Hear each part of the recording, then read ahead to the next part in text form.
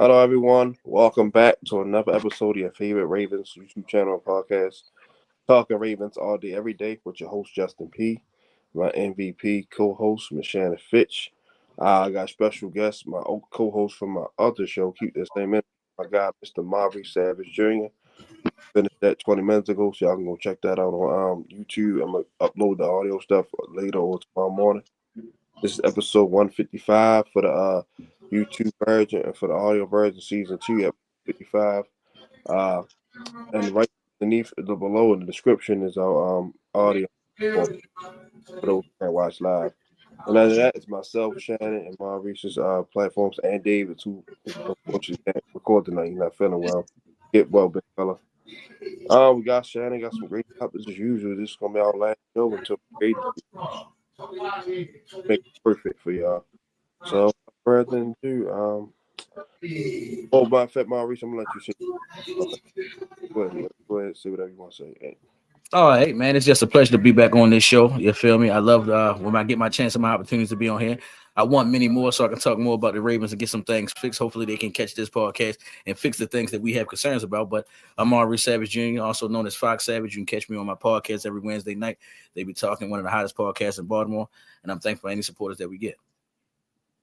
Yeah, definitely. Him, Jack, Miss Cutie, they had some good. They talked some good stuff. Well, Shannon, the floor is yours, co-host. All right, guys. So we've had a couple of days to intake everything, digest the game. Hopefully, we're not as emotional either way about it because we didn't win. So now we got to talk about what happened, and then also talk about what we're thinking about for next season. But first, Maurice, give me your good, bad, and ugly in the divisional round. My goods is it's gonna sound like a bad. The good is I feel like the Ravens beat themselves. I don't feel like the other team actually beat them. The Ravens caused themselves that. I was just talking to him on the last what's name. The interception that Lamar Jackson threw, nobody didn't jump a route. That was just a fucked up throw. The fumble, that was him doing extra. Ain't nobody knocking out his hand.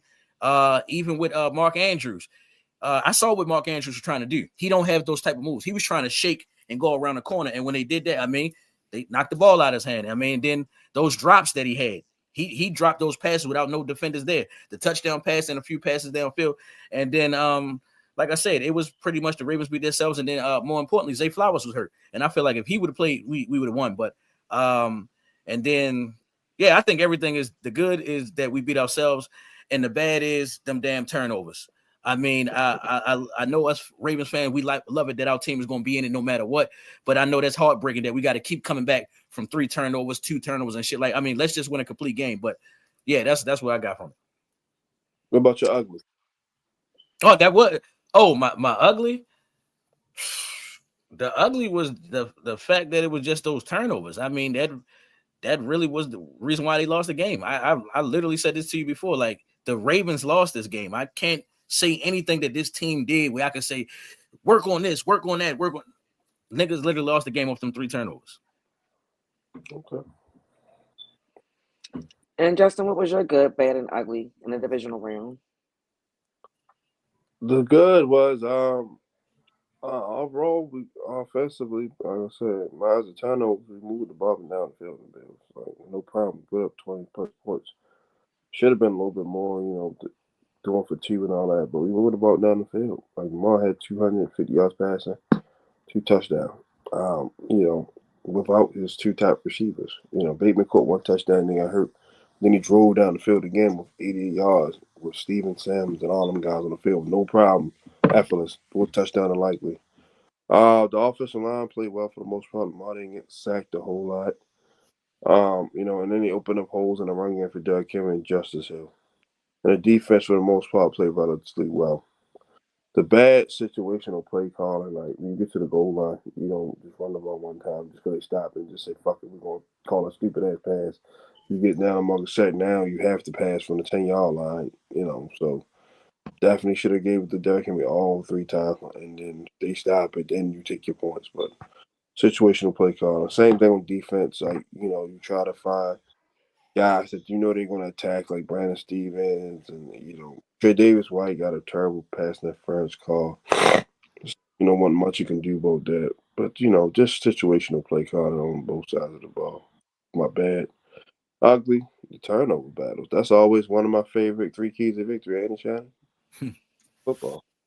Let's put that at one for a reason. The turnovers, and we didn't create any turnovers. So the first two we didn't do. So that's my good, bad, ugly. Both sad from both of you. And Maurice, based on what you said, if you think about it, this every game we lost this season, it was more like we beat ourselves than the other team beat us. Like that was just the story of this season. So it's kind of crazy yet fitting that we had a game like that in the playoffs and lose based on our mistakes more than, like you said, more than what the Bills did to impose any sort of will on us. But for me, the good I have is the second half of the game. I feel like offensively and defensively, everything just tightened up and got better. And if we didn't dig as much of a hole that we did early on, I think it could have been a different game. Bad decision making, that goes into situational football as well. I agree, Justin, about not running it three times with Dirk. Like, why I don't that doesn't make sense to me. Like, it reminds me of like not running beast mode in the Super Bowl. Like, it's just certain things you're supposed to do.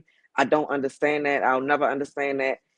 Harbaugh can't tell me nothing that's gonna make me see his point in that because there's no reason why you don't run the ball in those situations. Penalties. I do feel like that defensive pass interference was a bad call. But Mm-hmm. again, we are we still have penalties that hurt the team at certain points, like things that we could have overcame. But again, penalties has been an issue all season. Ugly, the drops and the turnovers. Derrick Henry had a drop early. Mark Andrews, you talked about the drops that he had. The turnovers were just crazy. I mean, you can't have three turnovers and think you're going to win a game. Like, if you do, like, if you do, that means you got a good team around you that's making up for all of your mistakes. And I'm not saying that the Ravens aren't good enough to make up for their mistakes, but in the playoffs, you can't make that many mistakes against a team like that. Like, it just doesn't work. So that's my good, bad, and ugly. Like, it was overall, like I said, you can look at it and say it wasn't a bad game, but it's like how we started, it just hurt us throughout. Yeah, completely agree, Shannon. All right, so we're going to move on to the position grades. So, what grade do you give the coaches, Maurice? Oh man, I'm always gonna give the coaches a grade in situations like this because I've been saying it for the longest time. The Ravens need another X factor on that roster. I mean, we just basically talked about how Rashad. Well, Justin, you just said it. Once Rashad Bateman went down, I don't think another wide receiver could have passed. That's sad. But as far as the coaching, I gotta agree with y'all. We pulled the Pete Carroll. I don't know how you don't run the ball when we got Derrick Henry for that reason. We had the number one rushing tag for a reason. Derrick Henry was a top 3 runner all season for that purpose and reason. I mean, and right there, that goal line situation, why not give it to him and shit like that? So I wanna say because the way I want to grade, I really want to give the grade to the players because it's like this: the coaches didn't do what they were supposed to do, and the players made up for it. And even with they're putting themselves in the hole with the 3 interceptions. So I would say, as far as the coaching, dealing with not having Zay Flowers and still being able to put a game together, as far as that level, I give him a C. Give him a C. And you want me to get grade the players too? We're gonna get to No, that. not yet. Okay, but yeah, C. I give the Ravens coaching staff a C. Okay. And Justin, what grade did you give the coaches? A B. Um, like I said, situational play calling. Like call talk monkey and called a relatively good game, but certain situations like why are we running the football in pistol on the goal line? Why? You're giving the defense chance to collude. You're supposed to what alpha. This is the thing that baffles the hell out of me. This is why I get on John Harbaugh so bad, Shannon. You know this, and you said it yourself several times. That's when he supposed to walk up the top mountain like, man, go heavy jumbo like you did against the Steelers. That Mm-hmm. line, Josh Jones, Pat Ricard should have been in the game at all times on the goal line, no matter what.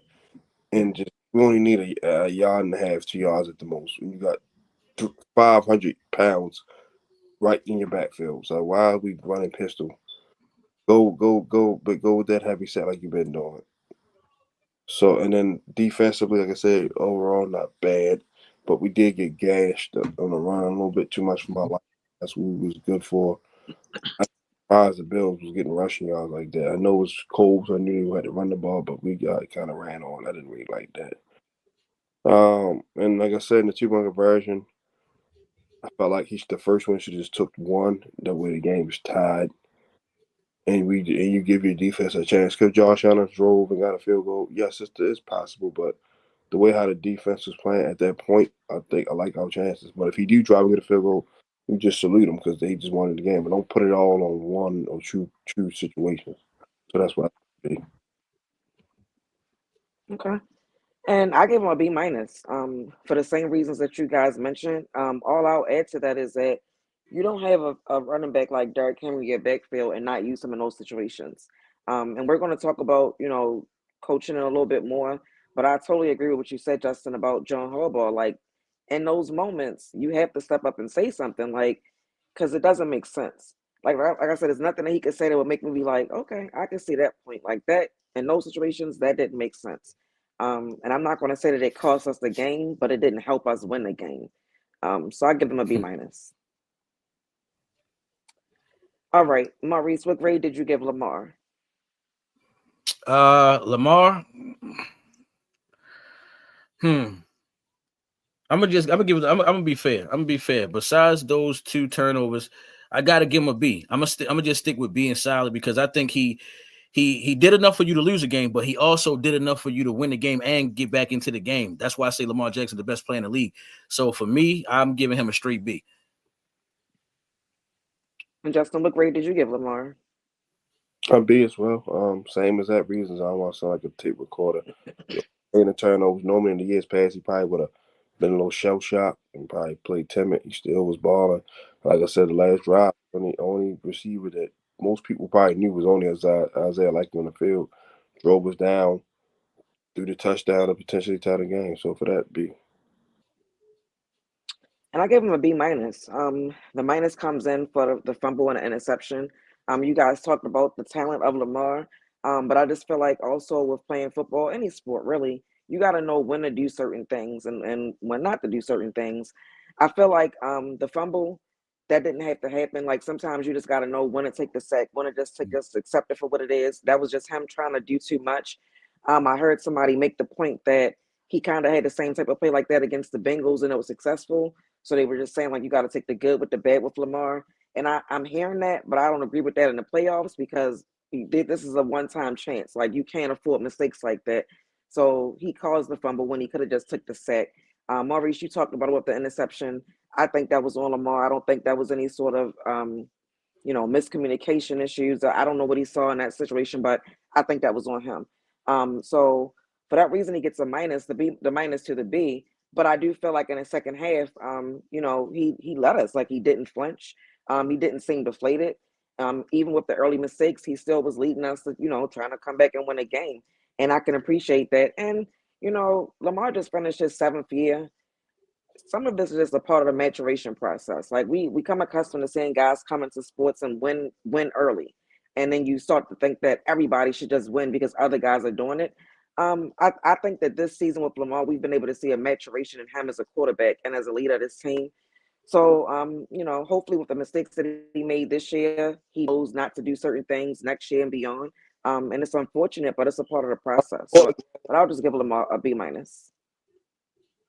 Go ahead, Sean. All right. Maurice, what grade did you give the running backs? The running backs, I'm going to give them an A because the running backs' job is a collective. I mean, of course, you want your number one running back to get 100 yards, but anytime the rushing tax goes over 100 yards, you got to give credit where it's due. They got in the end zone. They did everything you could ask. I mean, it's a shame for me to say this is probably Derrick Henry's worst game at 84 yards, and we'll take that 84 yards a game. You still get 1,000 yards a season. So I'm going to give them an A. They did exactly what they were supposed to do. And if they didn't get enough rushing yards, we all just discussed it. The quarterbacks and the coach didn't call the plays to get him the ball. So I'm going with A. B plus. Not really, or they fuck their own because man robbed the opportunities at the goal line. Him and Justice Hill averaged over 5 yards a piece, 5 yards a carry piece. So he did have a drop. Ball could have been better, but overall, like I said, them two was running hard. And like I said, in the goal line, it should have been straight heavy jump on boom. That's a 4 point swing around Shannon. So, like you said, it didn't lose the game, but that extra 4 points could have definitely came in handy. So B plus. I'm not. I hate the only reason why I don't think it would have. I'm saying it wouldn't have won a game is because they still had like a minute and some change left and like two timeouts. Like it's a lot that could have been done Yeah.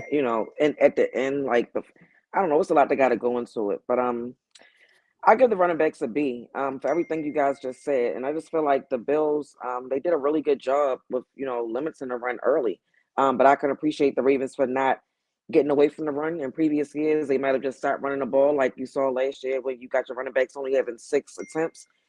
We had more than that. Some people feel like it should have been even more, but I'm not the amount of attempts that the running backs got didn't really bother me. So if the opportunities that they had, scored a touchdown, I give them a B. Well said. And Maurice, what grade did you give the offensive line? The offensive line out there in that type of weather, I'm gonna say they did their best. I don't. Hold on. Let me make sure I look at the stats because I don't think Lamar Jackson even got sacked that much. It was pretty much just on the Ravens themselves. Me, quarterback go for 250 and you get 100 yards on the ground, over 100 yards rushing on the ground. I got to stick with A. That's what you ask your old lineman to do. Keep your quarterback upright, get over 200 to 300 yards passing, and make sure you. This is what we want. We want running game during the wintertime around playoff times. And as I said, even though Henry didn't get over 100, the whole team collectively got over 100, looked like 150 yards. So I gave him an A. Yeah. And Justin, what grade did you give the offensive line? B plus.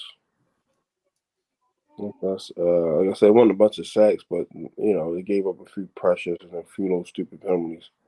And then on the goal line, you got to move guys off the ball. But overall they played well, so I'll give it B plus. And I gave them a B. I actually had the same thing. I said overall they played well. I think that they could have been a little better at the line of scrimmage, got a little bit more push. But they didn't. But yeah, overall they were okay. So I gave them a B. And Maurice, what grade did you give the wide receivers and tight ends combined? I mean, this is gonna be funny, right? Because you added the wide receivers and they had limited catches, and I gotta do the combine. I'm gonna get them boys a B minus. I want to say B. Yeah. I'm gonna say I'm gonna say B minus because as I say, because you say combine them. I'm looking at it.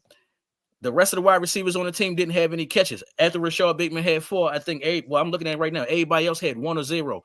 The people who had the most catches after that was tight ends. And you already know how I feel about that, everybody. I feel like the Ravens should get a wide receiver, but we'll talk about that later. But because of the turnovers, because of the drop passes, I have to give them. I'm gonna give them they even though the Titans kept the tight ends kept us in the game, I'm still go with C. They kind of lost at the game with Mark Andrews, the drop pass and that drop touchdown. So I mean that drop 2-point conversion. So I'm gonna go C plus. C plus. I'm gonna stay with that.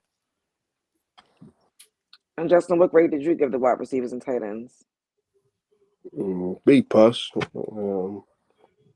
The drops and stuff brought it down. Lamar did have 258 yards passing, so he had to throw to somebody. So, Isaiah Likely had a heck of a game making plays. Bateman did his thing. Mark Andrews, all things considered, had a solid game of 60 yards. He had 3 fuck up plays that fucking hurt us. Anthony Miller made some catches, Tyler Wilder, so B plus. I give them a B minus. You guys make great points as well. I just feel like the minus is for the costly mistakes that were made early in the game, late in the game, and I'll just leave it like this. In those situations, you need your best players to step up, and I feel like one of our best players, one of our leaders of this team, touchdown receiving leader, second in receiving yards. Like he couldn't come up for us in the end. And that was disappointing. You kind of have expectations for guys like that. And I just feel like we were let down with, how the game ended, basically with Mark Andrews. I'm not trying to put the loss on him because a lot happened throughout the game. But that was a tough way for it to end, especially with it being him. Like, you hate it that it's him. But then on the flip side, it's like you got the right to be upset because you expect guys like him to make those plays, and he And didn't. So B minus. and piggyback on that, for you go, you switch over to the defense. Me and you sat on this platform and defended him time and time again, and then he repairs with that. I'm like, come on, Mark. Remember, no, don't trade him. Yeah, like he's doing good, but don't trade him. So now that just makes us look like y'all think and the trading him ain't a bad idea. I don't feel that way. You know what I'm saying? But that's just the people saying that. That just helps their case, basically, so to say. Yeah. I was definitely having that conversation with my brother earlier today. I had to wash and blow dry his hair, and we was talking about Likely and Andrews, and yeah, like that's definitely a conversation. We'll get All that right, top. so We'll get Ty Warner. yeah, let's move over to the defensive line. Maurice, what grade did you give the defensive line? The defensive line, they got pushed around a lot. That running back was killing, and Josh Allen was making move. Uh, the D, I'm gonna get straight to a D line C plus, C plus. The fact that they showed up and got certain stops where we needed, but overall, Josh Allen was having his way and the running game C plus. Zach And Gray, Justin Booker. Mhm. I'm up at Gray. Yeah, well, yeah. The same as Zach Gray, C plus, for those same reasons. They had over 170 something yards rushing. Josh Allen only had 130 yards passing. That's all he needed. So he killed us on the ground. Ray Davis, Ty Johnson. Ty Johnson broke a 20-yard run to steal the game. You know, Mhm. you know, start killing us too. So yeah, C plus. That was a horrible showing by them. And I gave him a C for the same reasons you guys said. I mean, plain and simple, they didn't play well early enough in the run game, and that's one of our strong suits defensively. So it was unfortunate for that to happen. Now they did tighten up. Like I said, I felt like the team as a whole played better in the second half, but in the playoffs, you can't have halves where you're playing good, halves where this is win or go home. So they kind of put us in a hole early as well. And Maurice, what grade did you give the linebackers?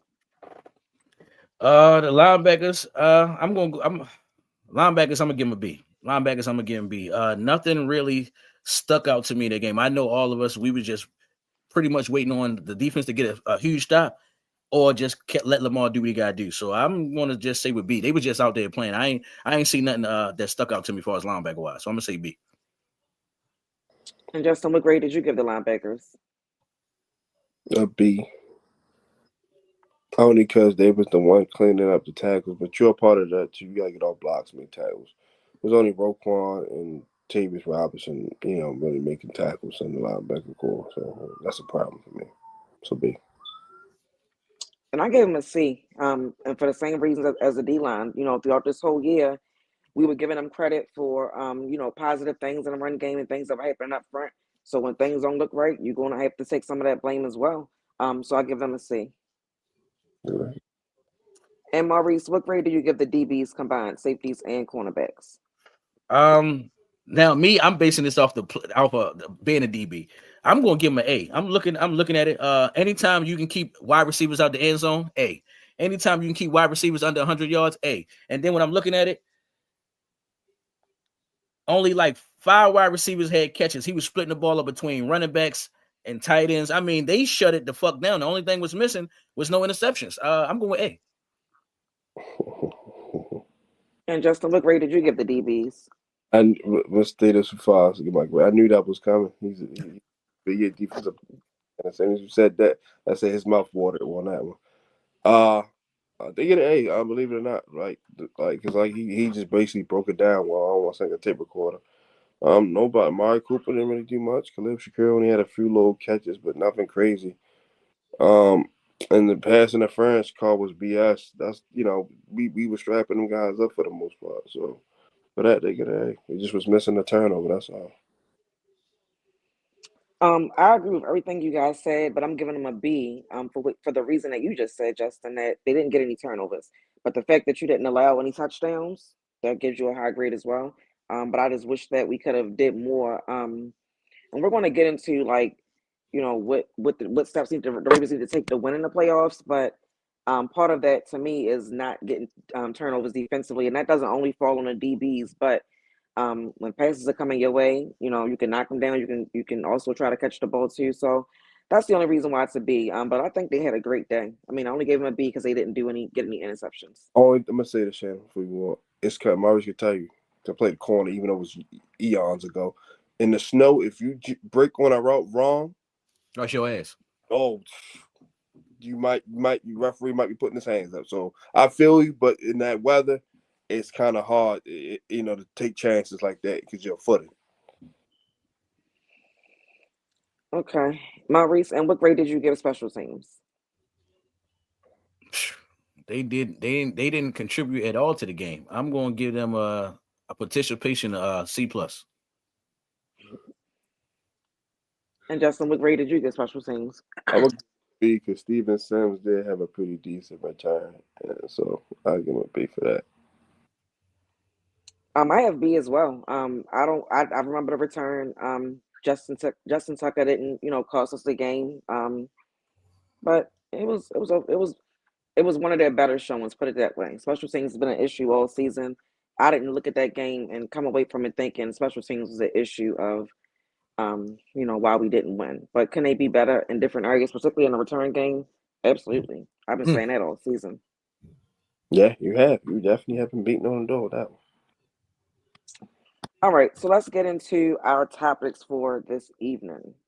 So, Maurice, what percentage of blame do you give the coaches and players? I gotta go 50-50. I gotta go 50-50. The reason why I'm going 50% on the players because I watched the interviews after. I heard Marlon Humphrey say at the beginning of the game, those first 6 plays, the whole team wasn't really in it because they were just getting used to the weather. And you already know, the team's going to jump on you. They're not going to wait for you to warm up. So I heard him say that with the DBs. I got to give more blame on the linebackers because, as we said, nobody showed up. As far as pass rushing, we didn't really show up there either. And then, as far as the coaching, I got to agree with y'all. Not giving the ball to Derrick Henry. I mean, we just for years got on Pete Carroll ass for not giving the ball to Marshawn Lynch, and then here you go got Derrick Henry, who probably is the second or best running back in the league, and then you don't give him the ball what you pay him to do. So I'm giving 50% blame on both because the coaches is not out there. I say this to Justin all the time. Coaches get in trouble for the plays they call. But if they calling plays and you dropping interceptions and you dropping passes and you fumble, how much is that really on them? They call the plays, but you got to do the job. And if it work out right and you fuck up, it's on you. So for me, I'm going 50% Raven, 50% on the players. 50% coaches, 50% players. Okay. And Justin, what percent of blame do you give coaches and players? Believe it or not, I might actually be giving grace with the coaches at 40 for the coaches, 60 for the players. Because like I said, outside the goal line, play calling. Tom Monken called a pretty well game. Ran the ball pretty well and mixed it around. Even with guys being out defensively, like I said, we didn't stop them run as much as I like to. Should have. But second half, they made adjustments. It's definitely 60% the players. 2 turnovers by the quarterback. You overcame 3 crucial mistakes by all pro tight end. Couple stupid penalties, couple missed tackles that allowed the Bills to get some key first down. So 40 on the coaches, 60 on the players.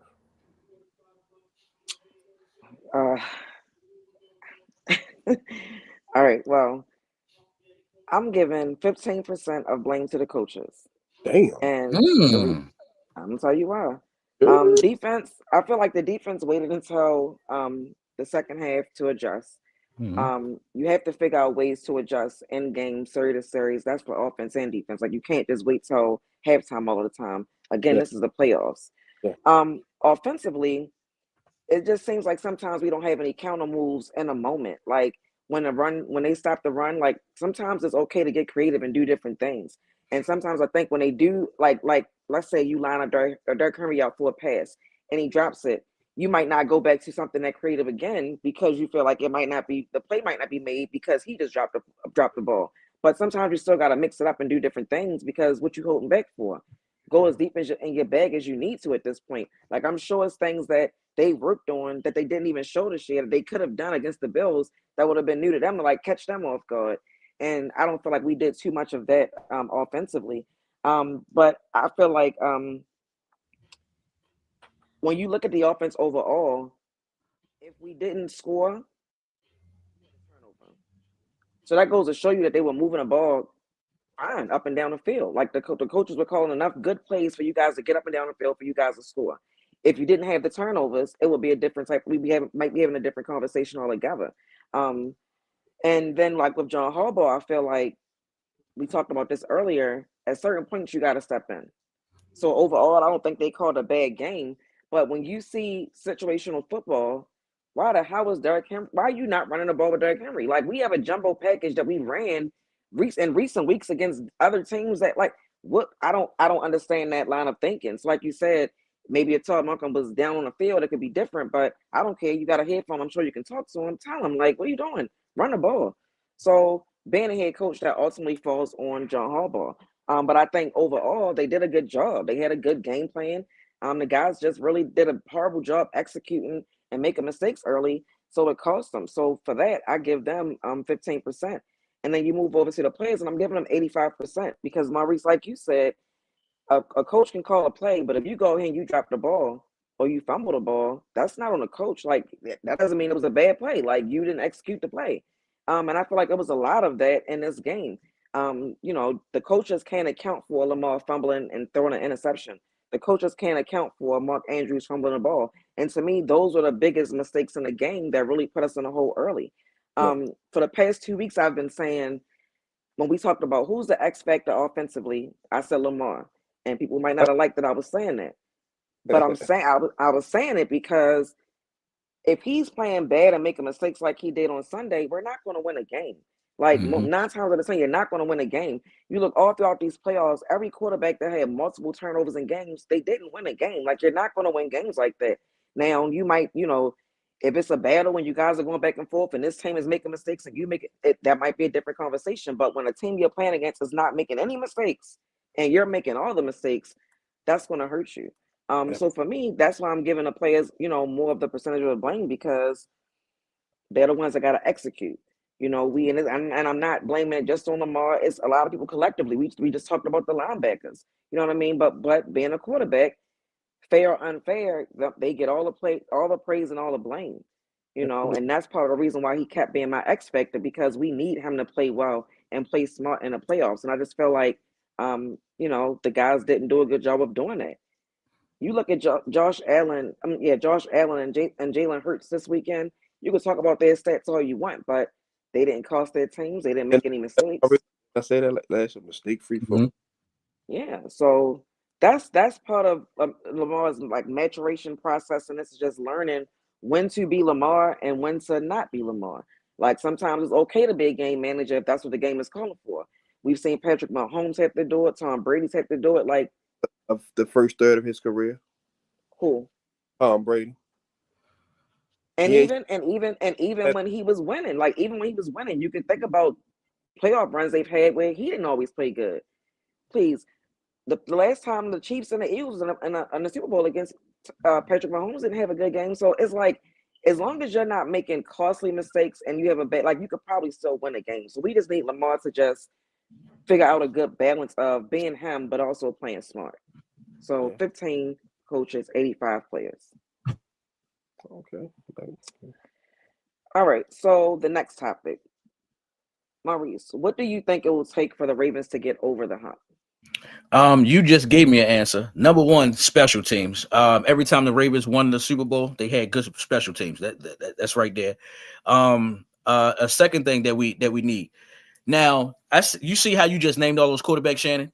Every last quarterback that you named have always had about 3 to 4 wide receivers plus a tight end to throw it to.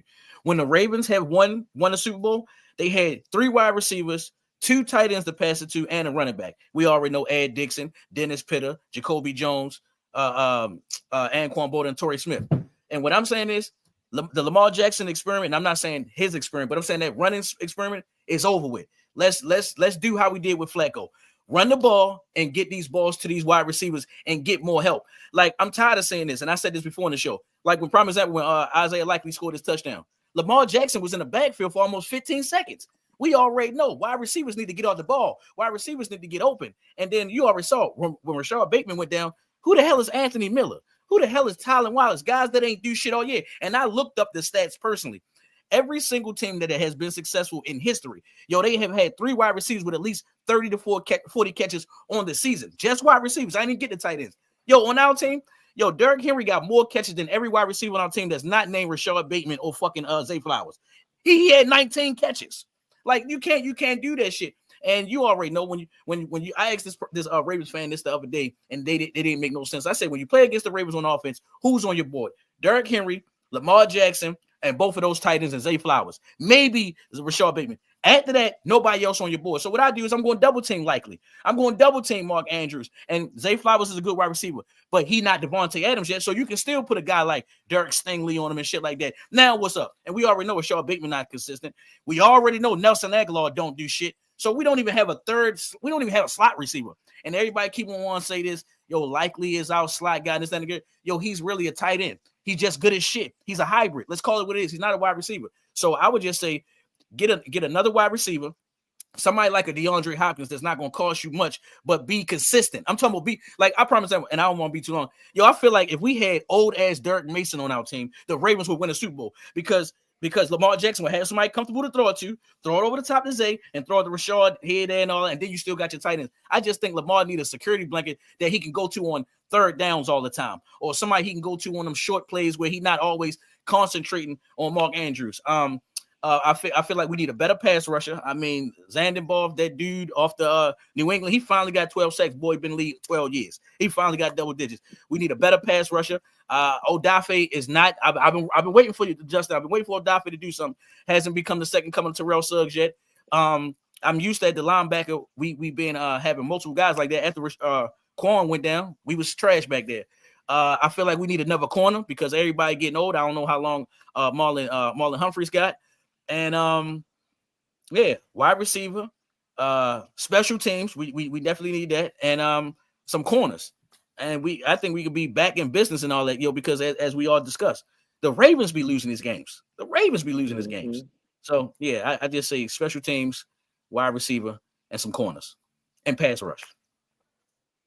Well said. And Justin, what do you think it'll take for the Ravens to get over the hump? Don't turn the football over. It's that simple.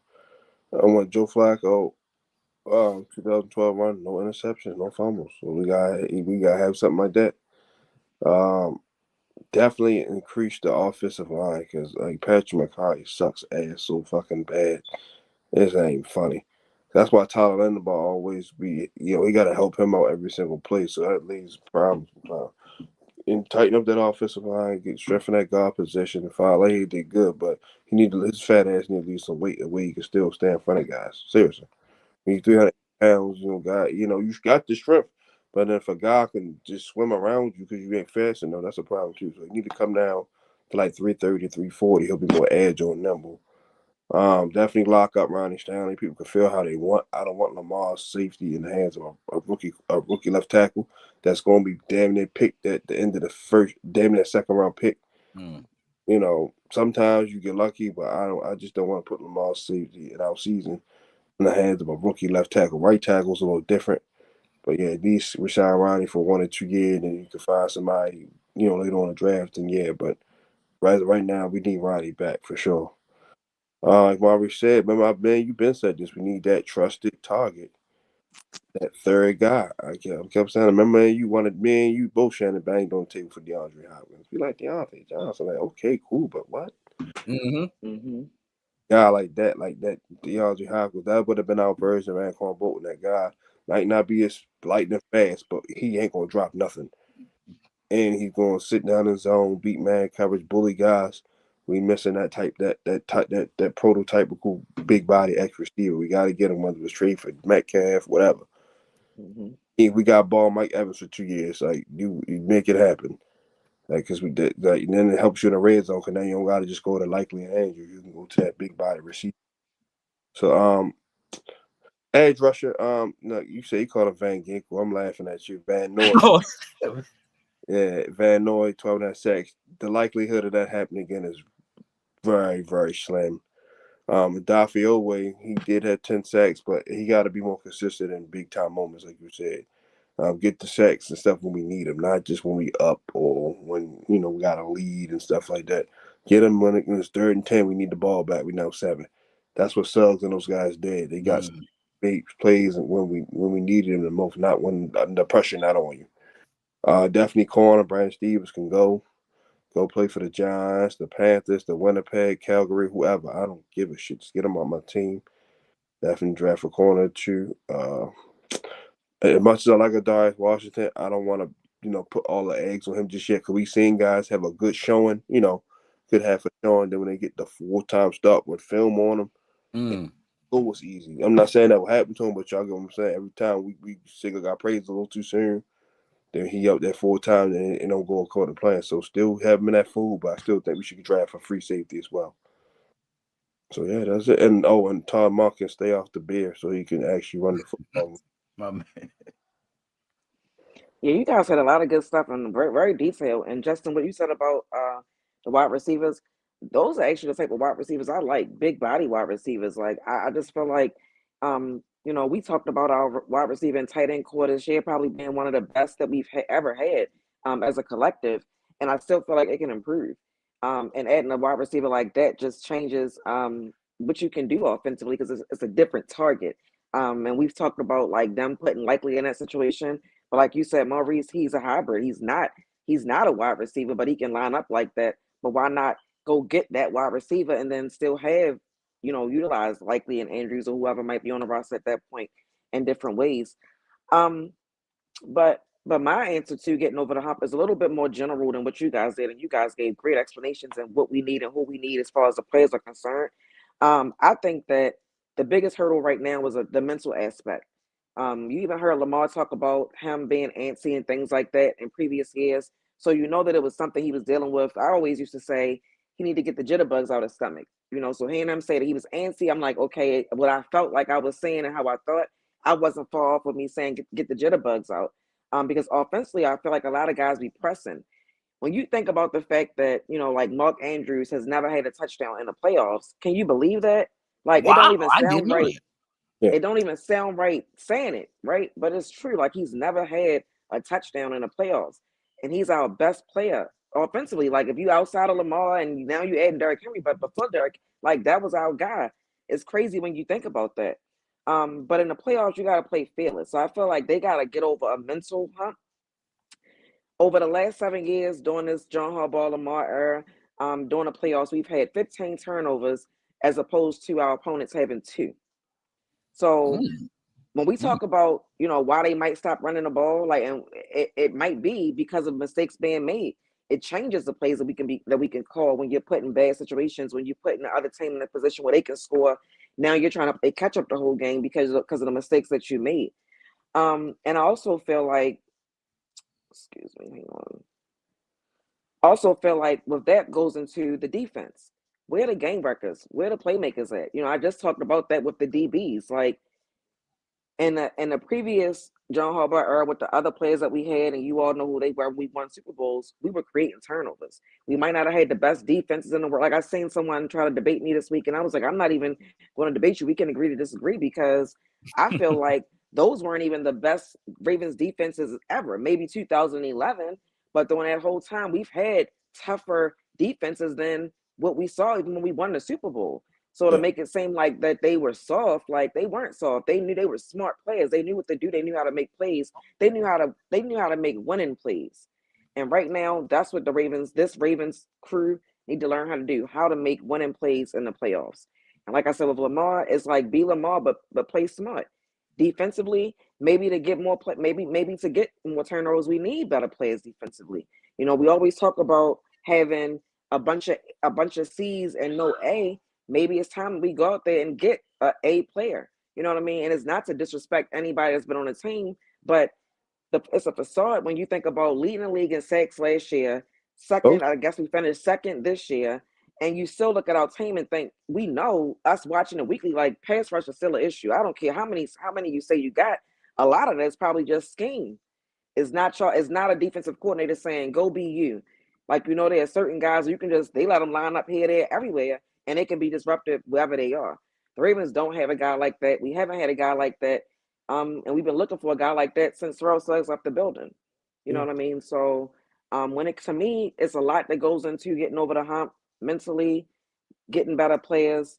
But it's going to take a collective. But again, I do feel like stuff like this builds character. Everybody doesn't come in the league and just start winning. Like I said, Flacco won one in his fifth year. But who's to say what it would have been like if he never got it there? It would have been a totally different story. You know what I mean? Like it happened like that for him. But even with that, look at heartbreaks we had to go through in the playoffs before that. You know what I Yeah. mean? So Lamar and this crew will have their time. They got to take their bumps and bruises. But as long as they use it as a learning experience and don't sit in it, I think they'll be able to get over the hump as long as they improve the roster. And you also know what I think would help the offense? A good, strong veteran presence. Derrick Henry is good, but he's like a quiet guy, right? Yeah. Yeah. Anquan Bolden is the type of leader I'm talking about. Like when Mm-hmm. you come in and people want to listen and feel you because of who you are, you leading by example and you leading by words. Like people will just listen to you. You're a respectable guy. Like I feel like Odell was that last season, and I wouldn't have been mad if they brought him back. It's just at what price, you know what I mean? But I think this core group of guys could use that because together they don't have that playoff experience. And a lot of these guys, they're going to be going into like Lamar and Mark Andrews, they'll be going into their eighth year next year.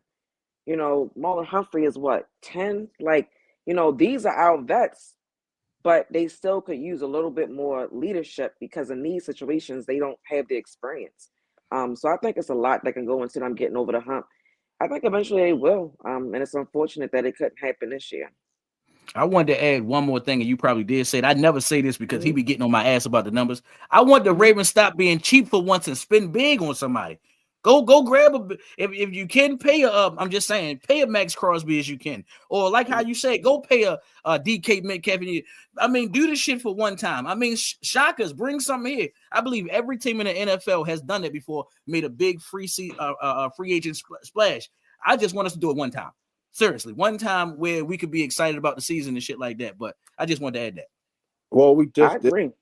sign Derrick Henry, so that is a big splash. But you're right overall.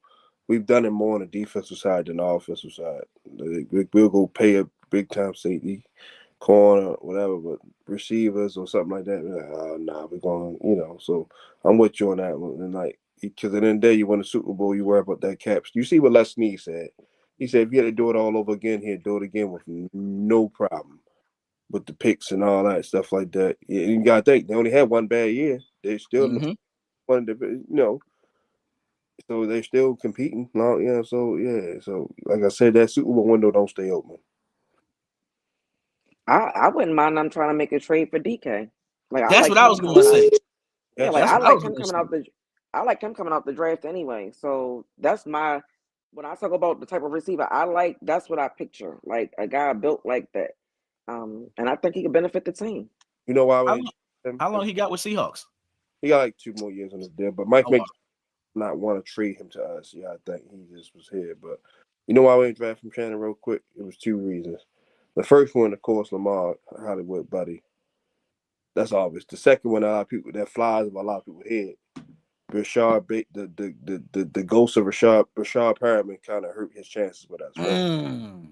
That hurt him because mind you, similar big receiver, fast, can make some plays, but always hurt. So that kind of like cloud Eric DeCosta's judgment, of not taking him because he same thing. He was beast, but kept getting hurt in college. So it's like, damn, we really want to take a receiver like that again in the first round. So that kind of like hurt his chances with him not getting drafted by us because we already had a similar receiver and didn't pan out all in all. Yeah, I don't know why Mike wouldn't want to do any business with us. We don't have no bad blood. But you know And how we not his conference, we not in his division. Like that's That is true.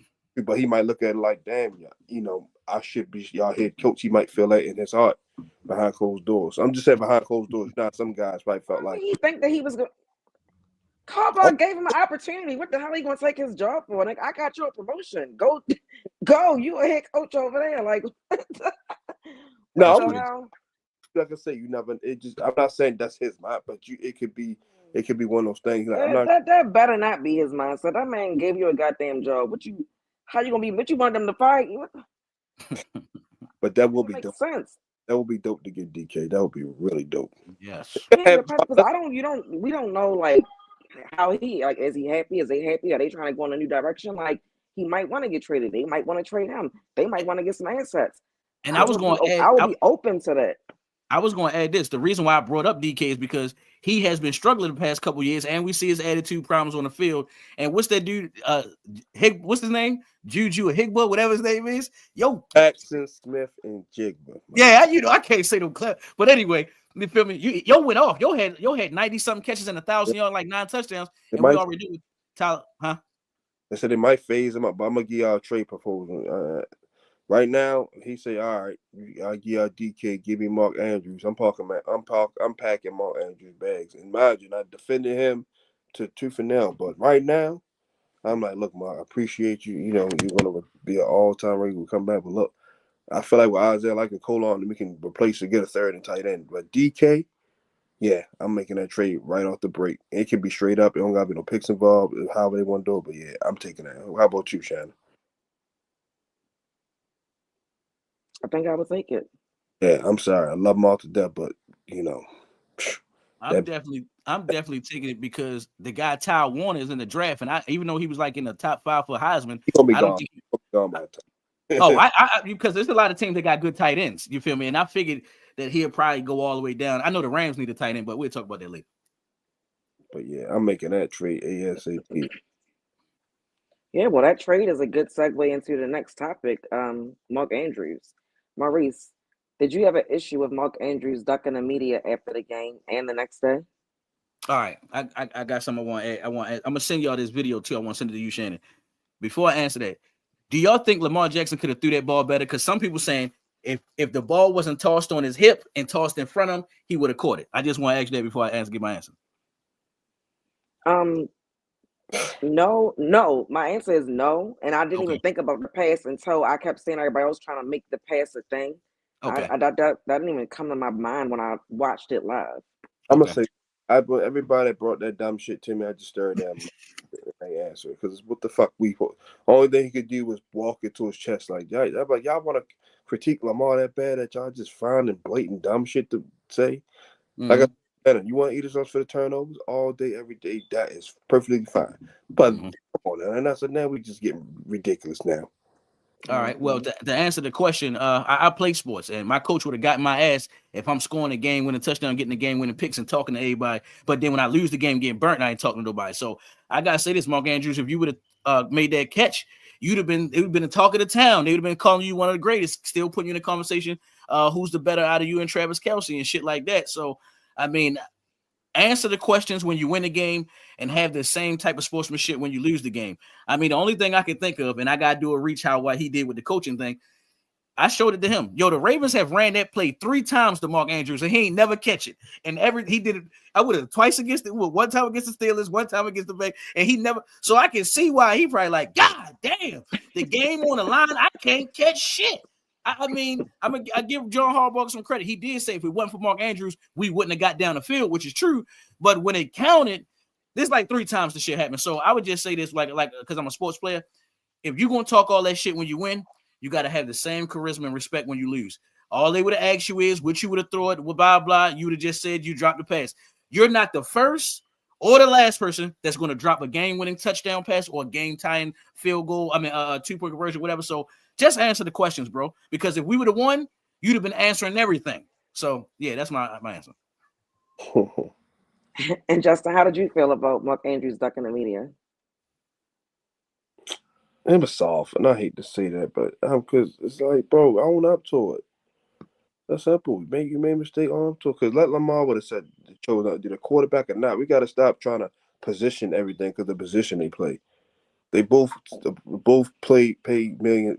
Both paid players make millions. And Lamar would did that. Oh, they would have worked the menu one from here all the way up until September.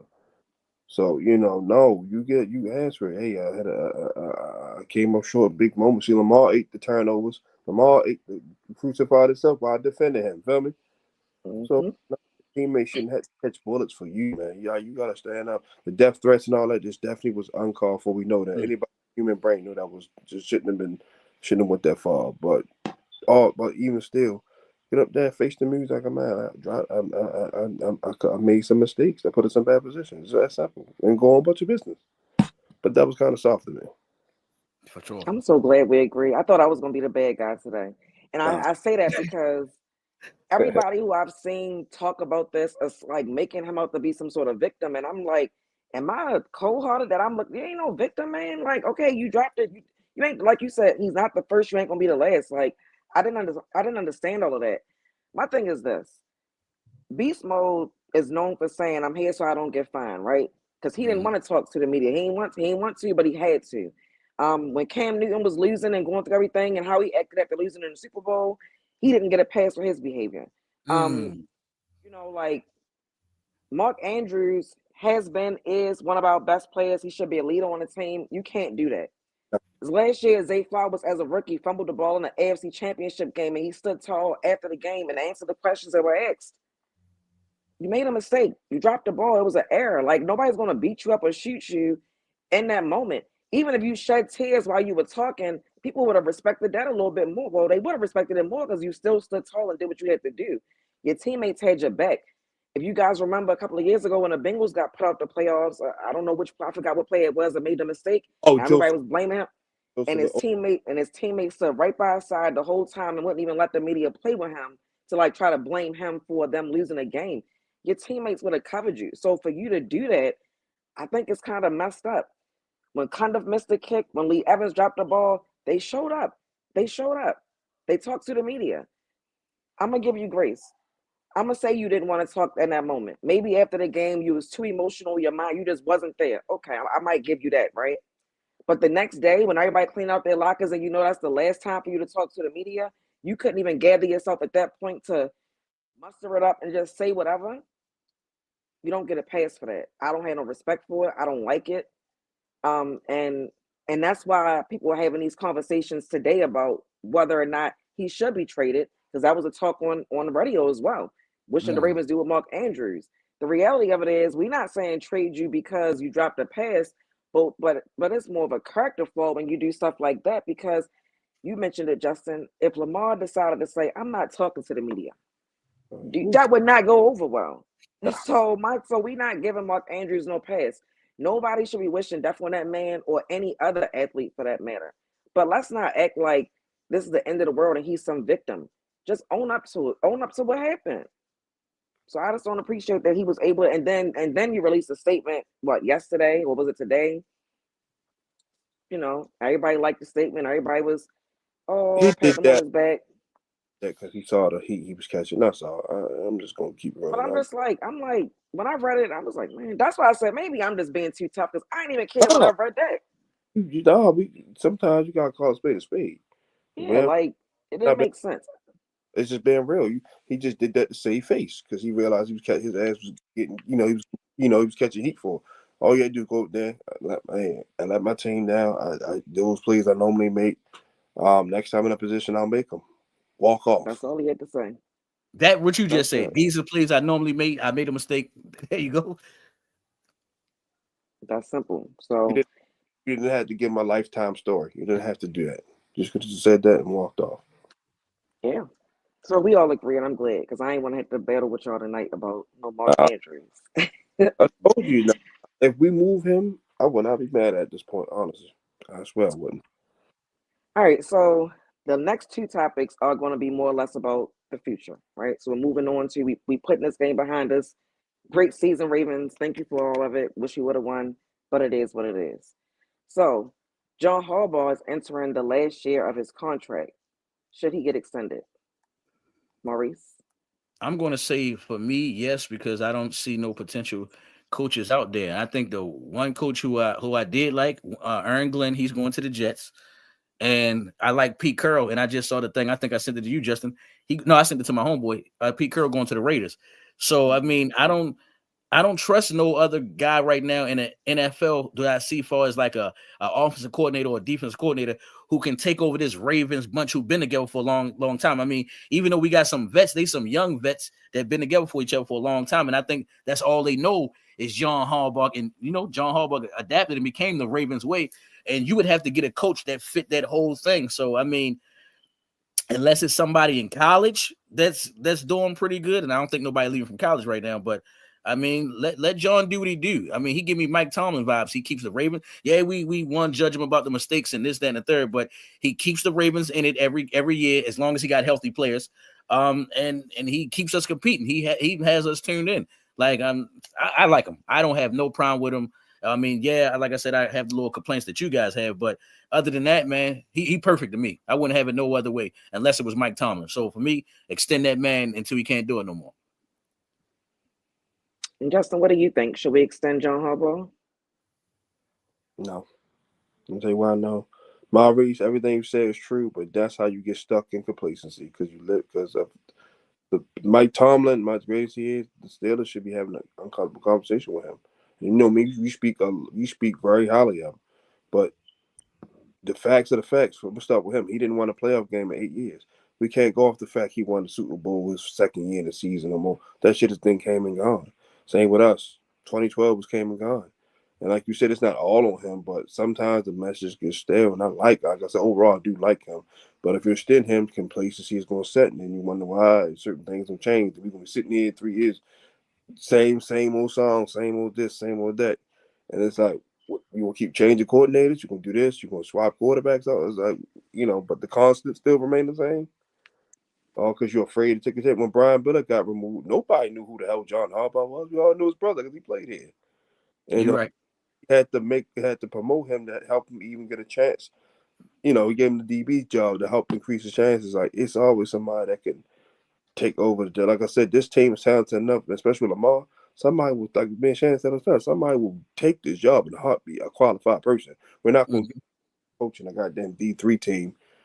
Yeah, that's with 0-10. So that's why I said people just need to relax. I get it when you're used to something, but nah, I feel it's plenty of qualified coaches that would take this job. Like if it became available today, Mike Vrabel might have told the Patriots, like, you know what, Robert Kraft, I fuck with you. You feel me? Matter of fact, to add to that, at best, I'm Gerard going. Mayo. You feel me, Shannon?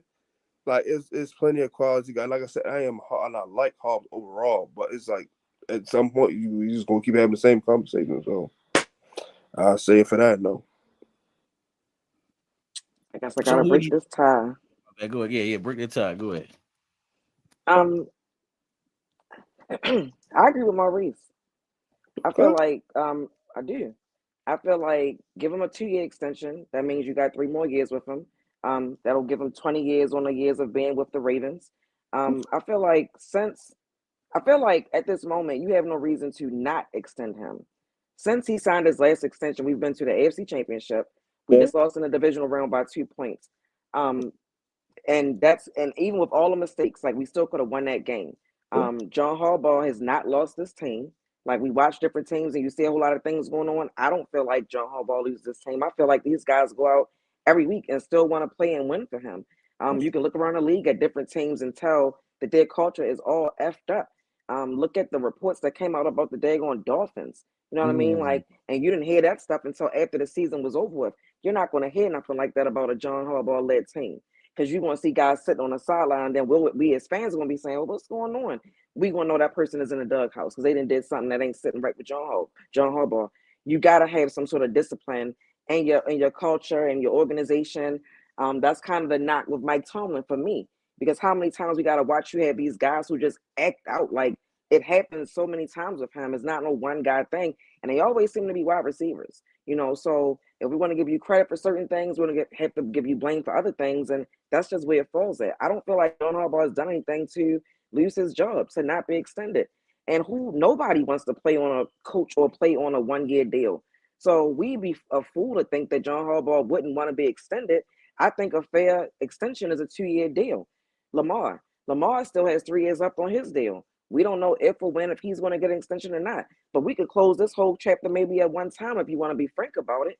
You know what I mean? If you're talking about moving on, we might be moving on from everybody in 3 years if we still haven't reached the ultimate goal.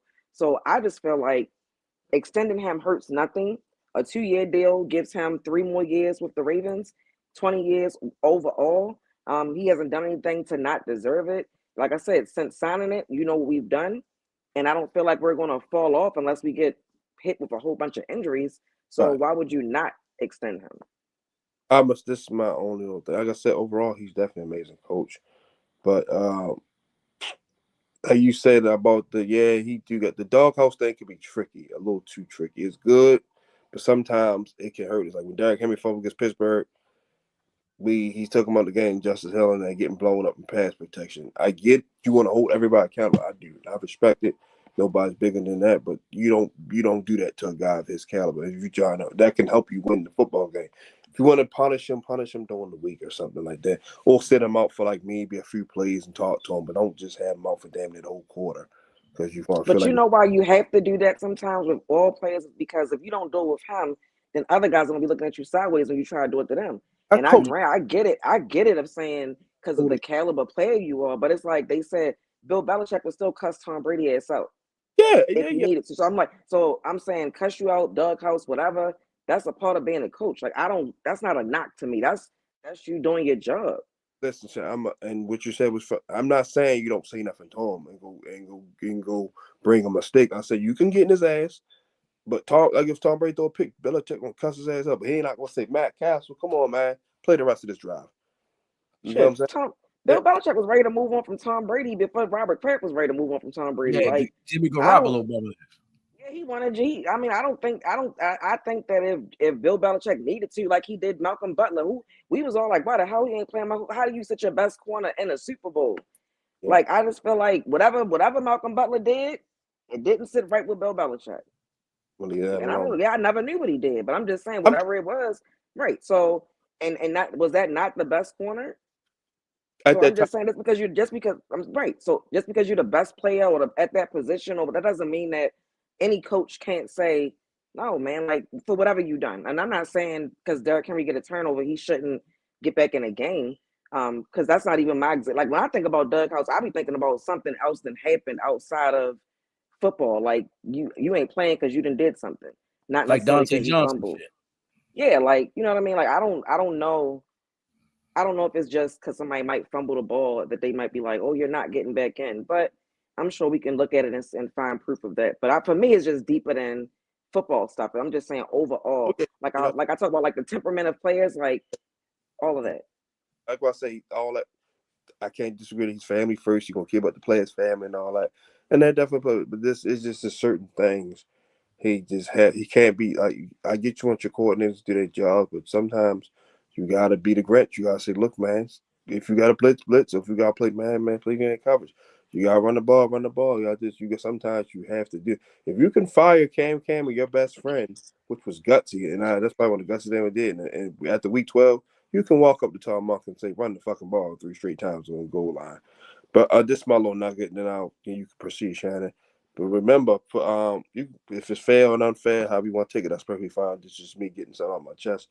Remember, before 2018, missed the playoffs 3 years in a row. Granted, injuries, we played with injuries. I know, I get it. We had the most injuries in the league, and et cetera, et cetera. Like that. Remember, he was on his way out. And, things turned around once he inserted Lamar, which was smart on his behalf. So it wasn't like he never was on that break before. You know what I'm saying? So it almost happened before. Had he stepped rolled with Flacco maybe a game or two, we might be having most likely having a new head coach by now. So that's what I'm talking about. This almost happened before. I get it now. Things have gotten better since then. But people can't act like the sky gonna fall down if we had that conversation because it literally was a reality almost 6 years ago. But I think it being a reality then made sense because, like you said, you missed the playoffs 3 years in a row. How do you Right. justify not extending somebody who was just in the AFC Championship and was 2 points away from possibly winning a game on Sunday? I'm just saying he ain't done nothing to not be warranted an extension at this point. Like since the last, like he got extended after 2018 because of putting Lamar in. He got extended again after that, and since then I just explained what he's done. So it's like, and I'm gonna just add this, and then Maurice, you can go. I think this past season is probably John Harbaugh's best effort as a head coach.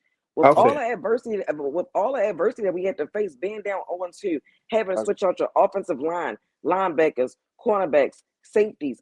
You never I, had a defense this bad. Special teams was horrific. And we still made the playoffs, won the AFC North when we probably we kind of was like reserved, like we ain't winning that. Still won it. You know what I mean? So yes, those 3 years happened 15, 16, 17, but that don't take away from what's happened since then. You can't give all the praise to Lamar and not accredit the head coach that put Lamar in position to be what Lamar is. Like that's my whole thing with that. no, But go ahead, well, what you got to say, Maurice? I gave him credit before you go, Mark. I gave him credit for that. He definitely saw a change and he made. he made the same in 2012. Made a gutsy move. Like I said, overall he's a good coach, but sometimes chain of steam might have like Marty Schottenheimer on 14-2 got canned, which was right or wrong. They dismissed him and said, "Hey man, you can't keep falling short." So but overall, like I say, he's a good coach. If you do extend them, like you said, 1 or 2 years, I'm cool with that. But some everybody don't need a lifetime hall pass to coach or to play, because that's how complacency sets in. Well, But the two things I want to add is one, I started fucking with John. I've been fucking with him, but I fuck with him like that. Then we almost made the playoffs one time with Tyler Huntley, and then made the playoffs with Tyler Huntley, and we only lost because that nigga tried to stretch the ball over the whistle lane, which we could have won. So I mean, and Tyler Huntley, and we let's call it what it is. Tyler Huntley is trash. It okay, ain't even close. Trash is shit. We see what he's doing up there in Miami. And then my question for you is, I said Pete Carroll or Aaron Glenn. Who do you think that could be able to take over this Ravens team right now? That's just lost their job or about to go find a job. Who you think? why is it right now? I gave you a person. I said if I gave you a scenario. Shannon heard you probably missed it. I You said said Vrabel yes, from the yes, yes. Tennessee Titans. Yes, you gotta think. He had Ryan Tannehill. He was booty. That team was always in the AFC Championship game in the mix. Then once the GM started doing dumb shit, he felt trading AJ Brown and all that, they kind of fell off. But he still had them competitive. But yeah, like I said, Brave, and then that his attitude, and then that defense would be off the fucking meat rack. And then he Okay. hold players accountable too. He used to get on Tannehill, all them guys, that guy. He did the same stuff that John Harbaugh did. He just stuff like that because he hasn't been coaching this long. But I'm telling you, let's just say Steven Shine say, you know what, John, we're gonna put you in the front office. I respect you. You can come work with us, do your thing. Hypothetically speaking, everybody. Mike Vrabel will probably go to Belichick like, look, man, I got nothing but love for you, but look, man, this is gonna be one of the best quarterbacks I've ever coached, and then the defense is good. I just add my little flavor to it. Shit, go ahead and I'm reneging. He'll take that job in a heartbeat. I can see that because the Titans, when he was the coach, the Titans did beat the Ravens in the playoffs. So I'll give you a little credit on that. It was competitive. GM started doing dumb shit. All right. So the last topic for tonight is Maurice. What are your top three needs for the Ravens in this offseason? The top three needs. Number one, we all just talked about a possession receiver, somebody like DK, somebody that can get open on third downs for Lamar Jackson when the tight ends are double team or when Zay Flowers got the best corn on them. And we need somebody like that. I don't care who it is, but we need a X factor. I mean, I remember one time, not the Steve. Y'all know Steve Smith that used to play for the Giants, right? Yeah, with the Mm-hmm. USC. Yeah, the year that the Giants won the Super Bowl, that dude led the league in third down passes. That's what I think Lamar Jackson need. Somebody that's gonna catch the third and fives, the third and sixes, and shit like that, extending the run game. So I'm gonna put that on there. For sure, we need a pass rusher. Van der Bosch is getting old. Or Yo, Daffy. Vanderbilt. Listen. He gonna tell you this. If you ain't all that, if you're not good, I ain't gonna remember you. I'm sorry. It took you 12 years to get 12 sacks. So I mean, but anyway, he's really not making a difference. Oh, Daffy. I mean, as we already know, he had the 10 sacks and all that, but as we was talking about, they were spur of the moment sacks. They wasn't nothing where it won us the game. It was a deep impact. He not even a second coming of Matt Judon. You feel me? I still wish we had him. But like I said, a corner. My bad. The last thing is we need a corner. We need a big time wide receiver, somebody that can be a security blanket for Lamar Jackson, and a pass rush. I do want to add special teams, but you did say three. So my main three: corner, pass rusher, wide receiver. I like all of that. And Justin, what are your top three needs for the Ravens this offseason? Offensive line for sure. Yes, they got it together, but still, Patrick McCarr, like I said, he's terrible. So definitely tighten that up, and then with like I said, with the uncertainty around it, definitely tighten. Grab. Definitely, you can never go wrong. Strengthening up. Basically, I'm gonna put trenches as a whole. Mm. Because interior defensive line can use some help too. Because like I said, Metabeke gave was the only one showing life, and Travis Jones here and there. Get some more depth there, strengthen that up. Definitely depth at corner for sure. Because Brandon Stevens is garbage. Like I said, right now it's only Marlon and Nate that I really trust. That TJ Tampa's gonna be back, so definitely draft like 1 or 2 corners. Draft one and go sign a veteran free agency like we did with Kyle Fuller and all those guys like this. So we don't have a bunch of young guys back there. Um, and another, like you said, a big body receiver. So the trenches on both sides. Uh, corner, wide receiver, edge rusher is definitely important. But reason why that's not top three because you can always get somebody. I'm pretty sure they can. Like I said, we might draft one first round. We might, like you said, go hard and sign somebody. And plus, you got two double digit sack guys. Even though we saying what we saying about, that's still better than most teams. So you can still line up and go play with them guys right now. Tavis Robinson, those guys right there. We can always just improve it. But those are the immediate needs right there for me. I feel like that. Because what you said, like if Bateman and Zay both go down same time, we shit out of luck. Mhm. I'm glad that you guys talked about the needs in the way of player needs and like who we can bring in via draft or free agency. Because when I first started thinking about this topic, I did the same thing. I wrote down needs as far as positions and things like that. But then I thought about it a little bit deeper, and I thought about it this way. I feel like the top three needs need to be getting particular deals done with players that are currently on the team that may not be available or that are up for deals. Like extend Kyle Hamilton and Linderbaum. Don't let it get to a point where you're pricing yourself out. They just both finished their third years. They're both eligible for extensions. Get those deals done, even if it makes them the highest paid center or safety at this point. It'll save in 2-3 years. You'll look good having this deal done right now. So to me, getting extensions done for them should be at the top of the list. Also, feel like re-signing Ronnie Stanley and Adarius is smart and needed.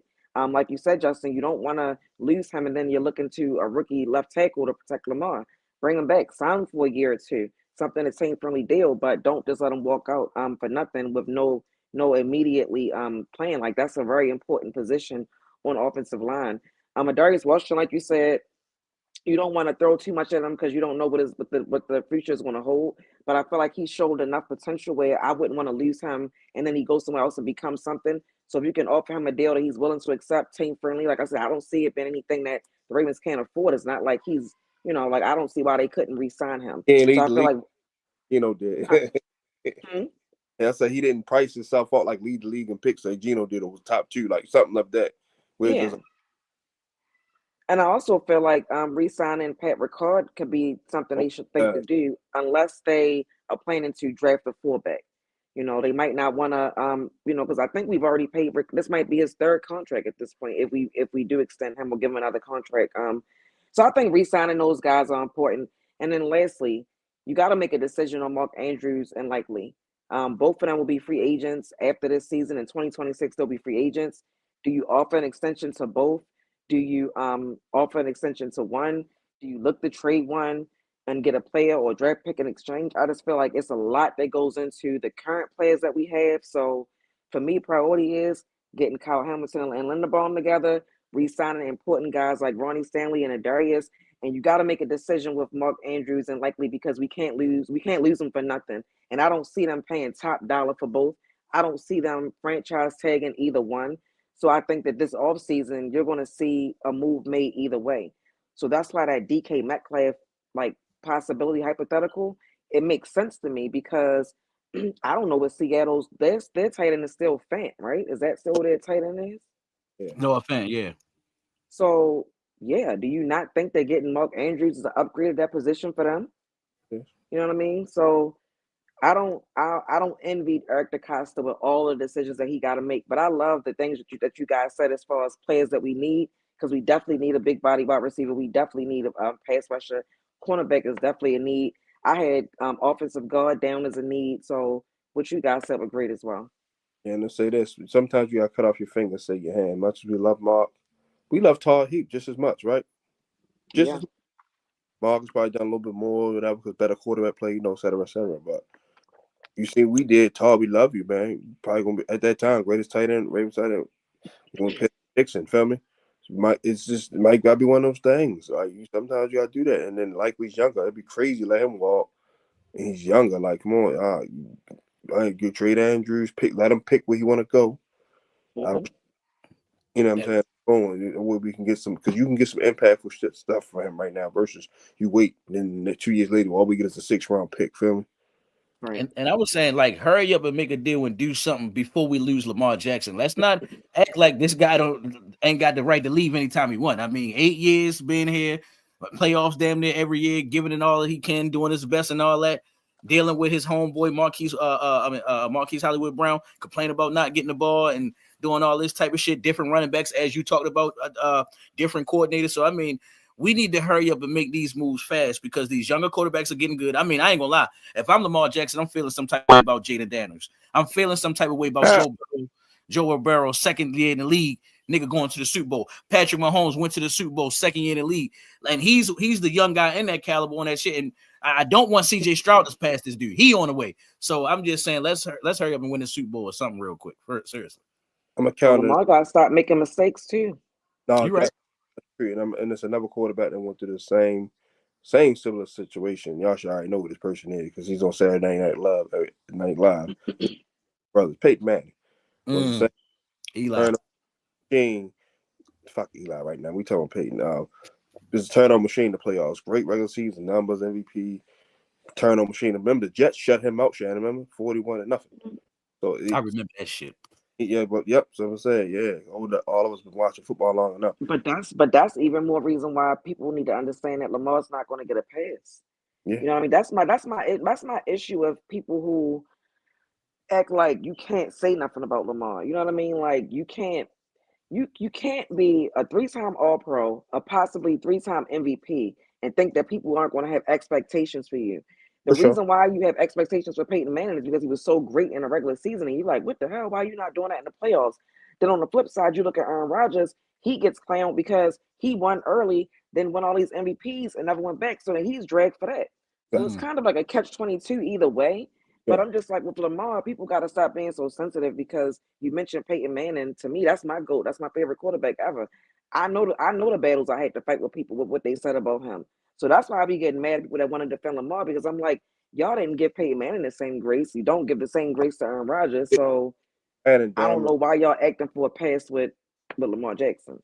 Yeah, they call Dan Marino. They call Peyton Manning the next Dan Marino for the longest time. Shit. And look at freaking John Elway. Look at how long it took him to win the Super Bowl. I don't want it to take that long for Lamar.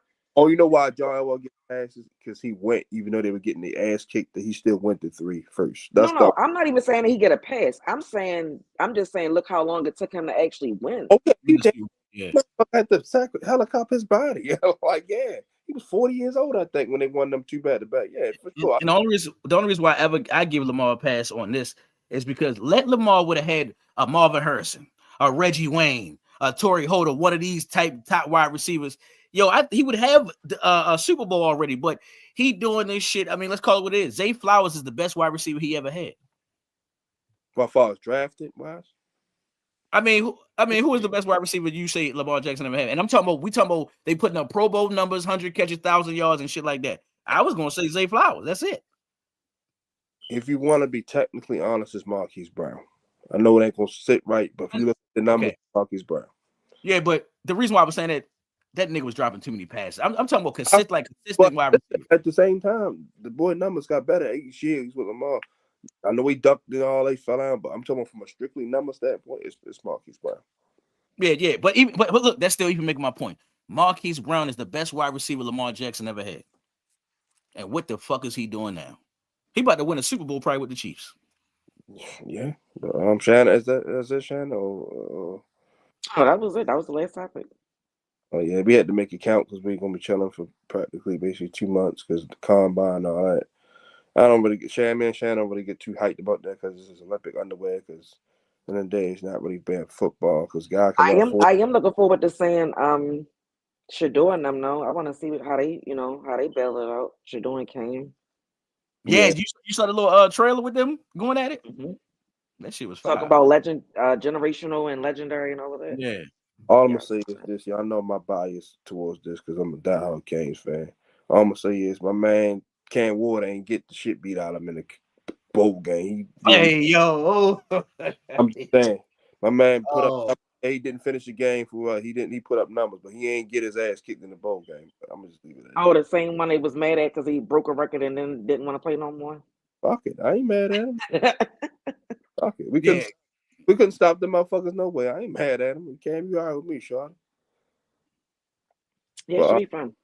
Yeah, like I said, we'll be definitely back like free agency. Me and Maurice will still do our thing, of course. So, Go ahead, closing remarks. Go ahead, Maurice. Man, as I said, man, it's a pleasure to do this shit, talk about one of my favorite teams of all time, and we all coming on some real shit. Nobody up there just being in Lamar love, nobody being in purple love. We calling it how it is. If our team suck with playing like shit, you calling that shit out. Where you will have motherfuckers, I hate Steelers fans, they make it seem like it's the refs or they really didn't lose the game and shit like that. So I gotta give credit to y'all. Y'all hold your team accountable no matter what, no matter who you like. So for me, I'm thankful to be on here and can't wait to do it again. Well said. Maurice. Go ahead, Shannon. Yeah, I just want to say, it was a disappointing end to the season, but I don't think all is lost when you look at it as a collective. We dealt with a lot of adversity. We figured out a lot of different things on the fly. Played a lot of good football. Played a lot of bad football. That comes with sports. So I just want to say thank you, Justin, for having me on again. This is our second full time doing it, second full season of doing this. So Third, third, started in 2022. I did. I came at the end of that, like Yeah, during the season. I mean, So yeah, yeah, I was because you second. were still doing it with AJ, We got, right? yeah, no, you're right. Just out second. You're right. But thank you. I appreciate it, and looking forward to coming back for the third time. Yeah, we ain't going nowhere, Shannon. Nah, like I said, Maurice, thank you, brother. You know what I mean? It's always good to have you on. Like I told you, like I said, man, yes, it's frustrating, yes, it's heartbreaking, but like I said, the football gods don't lie. So they don't and I tell you, and I put stuff in perspective to people. Mind you, each generation has a team that dominate and like NBA, we had the Warriors just kept winning, the Bulls, Lakers, Celtics, 49ers, Cowboys, Steelers, Patriots. It's just, the Chiefs now, it's their time. So we get a little fed up saying that, but it happens. This is a revolving, like the history always repeats itself, just in a different way. Hmm. So it's just, I get it, but like I said, we still was able to get championships in those areas. So we'll get ours. Like I said, we just gotta cut out this make our upgrades and just cut out the mistakes. And like I said, we'll be there because it ain't like we're going 2-15 every year. Like we're in Right. the we're getting close. We're getting close. So like I said, we just gotta just you know make those necessary changes on the field and in the front office, and we'll be there. Thank you, Shannon. Always riding with your boy. Appreciate you because I didn't know what the hell I was gonna do when AJ told me he ain't gonna be able to record. Up by myself, and I don't want to put Maurice all under pressure because he got going on. I definitely appreciate you and Dave for sure. Like I said, Maurice, definitely appreciate you always chopping up with me, brother, for sure. Thank Um, you. I'm gonna have the audio versions and all that stuff tomorrow. For both shows, so y'all can check that out, chime in and all that. Like I said, me and Shannon be back sometime March to talk about free agency. And you can catch me and Maurice on Monday or Tuesday, do our show. We talk about other stuff too, basketball, comedy, music, all that stuff. So y'all all have a great weekend. Y'all be safe. We love y'all. And I'll see you guys in March for this particular show. Make sure y'all trade Talk Ravens all day, every day from your host, Justin P., from my MVP being our co-host, Shannon Finch, and the man, the myth, the legend, my right-hand man, Mr. Maurice Savage JR. Love y'all. We out. Good night, guys. Thanks, Shannon.